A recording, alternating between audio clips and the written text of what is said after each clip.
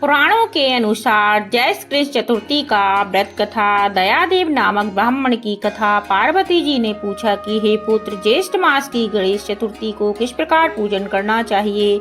इस महीने के गणेश जी का क्या नाम है। भोजन के रूप में कौन सा पदार्थ ग्रहण करना चाहिए, इसकी विधि का आप संक्षेप में वर्णन कीजिए। गणेश जी ने कहा कि हे माता, ज्येष्ठ कृष्ण चतुर्थी सौभाग्य एवं पति प्रदायिनी है। इस दिन आखू मूषक रथ कामक गणेश जी की पूजा भक्ति पूर्वक करनी चाहिए। इस दिन घी निर्मित भोज्य पदार्थ अर्थात हलवा, लड्डू, पूड़ी आदि बनाकर गणेश जी को अर्पित करें। ब्राह्मण भोजन के पश्चात स्वयं भोजन करें। हे पार्वती माता, इससे संबंधित मैं पूर्वकालीन इतिहास का वर्णन कर रहा हूँ। गणेश पूजन और व्रत की विधि जो पुराण में वर्णित है उसे सुनिए। सतयुग में 100 यज्ञ करने वाले एक पृथ्वी नामक एक राजा हुए।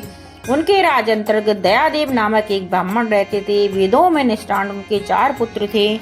पिता अपने पुत्रों का विवाह गृहसूत्र के वैदिक विधान से कर दिया। उन 4 बहुओं में बड़ी बहू अपनी सास से कहने लगी, हे सासू जी, मैं बचपन से ही संकट नाशन गणेश चतुर्थी व्रत करती आई हूँ। मैंने पितृगृह से भी इस शुभदायक व्रत को किया है।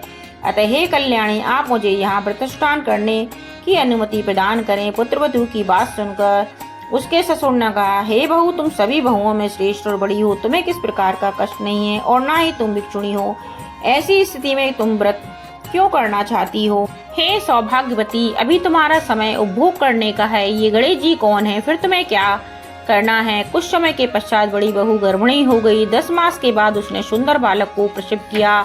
इसके सास ससुर बराबर बहू को व्रत करने का निषेध करने लगे और व्रत छोड़ने के लिए बहू को बाध्य करने लगे। व्रत भंग होने के फलस्वरूप गणेश जी कुछ दिन में कुपित हो गए और उसके पुत्र के विवाह काल में वर वधू के सुमंगलनी के समय उसके पुत्र का अपहरण कर लिया। इस अनहोनी घटना से मंडप में खलबली मच गई। सब लोग व्याकुल होकर कहने लगे, लड़का कहाँ गया, किसने अपहरण कर लिया। बारातियों द्वारा ऐसा समाचार पाकर उसकी माता अपने ससुर दयादेव से रो रो कर कहने लगी, हे ससुर जी, आपने मेरे गणेश चतुर्थी व्रत को छुड़वा दिया है, जिसके परिणाम स्वरूप ही मेरा पुत्र विलुप्त हो गया है। अपनी पुत्र वधू के मुख से ऐसी बात सुनकर ब्राह्मण दयादेव बहुत दुखी हुए। साथ ही पुत्रवती भी दुखित हुई।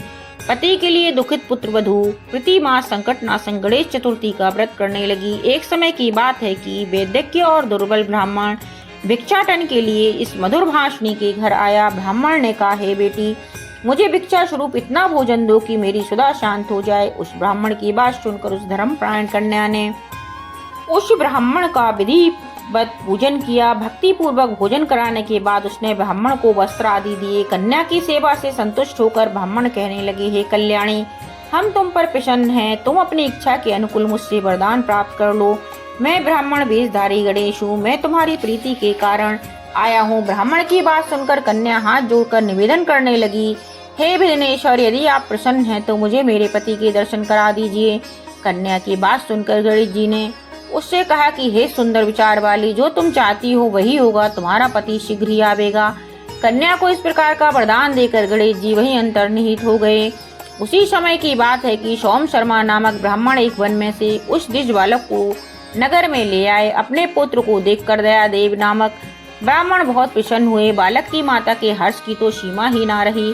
साथ ही संपूर्ण नगरवासी भी प्रमुदित हुए। बालक की माता ने पुत्र को छाती से लगा लिया और कहने लगी कि गणेश जी की प्रसाद से ही मैंने खोए हुए पुत्र को प्राप्त किया है। उसे नए वस्त्रभूषण से अलंकृत किया। दयादेव तो बारंबार सोम शर्मा को प्रणाम करने लगे कि हे द्विजराज, आपकी कृपा से मैंने खोए हुए पुत्र को प्राप्त किया है। खोया हुआ बालक घर में आ गया। सोम शर्मा को सुस्वादिष्ट भोजन कराया, वस्त्र आदि से अलंकृत किया तथा गोदान किया। फिर से मंडप का निर्माण करके विधि पूर्वक वैवाहिक कार्य संपन्न किया। इससे सभी पुरवासी प्रसन्न हुए। भय भागशालिनी कन्या अपने पति को पाकर धन्य होती।